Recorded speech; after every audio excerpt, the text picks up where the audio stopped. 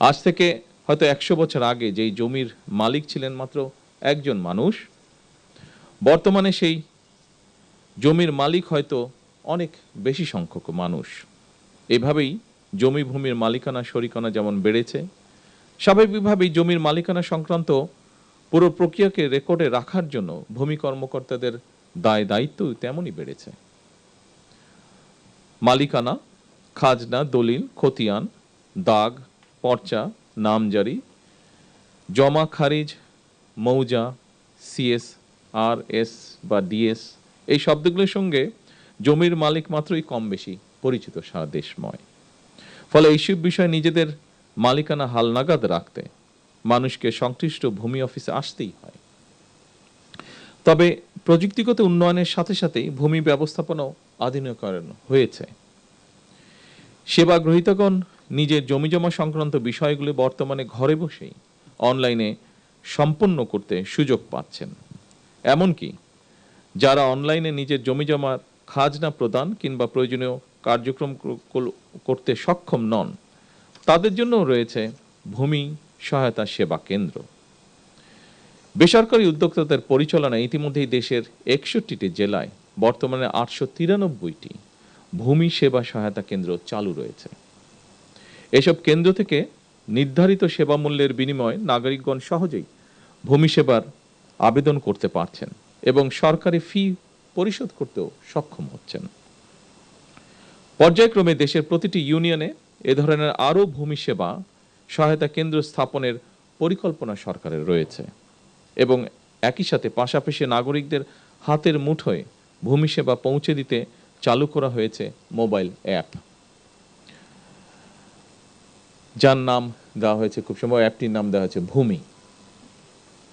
সম্মানিত উপস্থিতিবৃন্দ, আমি মনে করি ভূমি জমি ব্যবস্থাপনা যত বেশি আধুনিক এবং প্রযুক্তি নির্ভর করা যায়, জমি সংক্রান্ত বিরোধ সম্পত্তির পথও খুব সম্ভবত তত বেশি সহজ হয়ে যায়।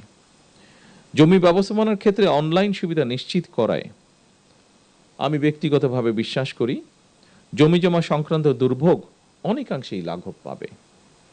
একই সঙ্গে জমিজমা সংক্রান্ত বিরোধকে কেন্দ্র করে ভূমি অফিসগুলোতে মধ্যস্বত্বভোগীদের দৌরত্ব কমবে ইনশাআল্লাহ। চলমান এই ভূমি সেবা মেলা আধুনিক ভূমি ব্যবস্থাপনা এবং নাগরিকদেরকে নিজেদের দায় দায়িত্ব সম্পর্কেও আরো সচেতন করবে।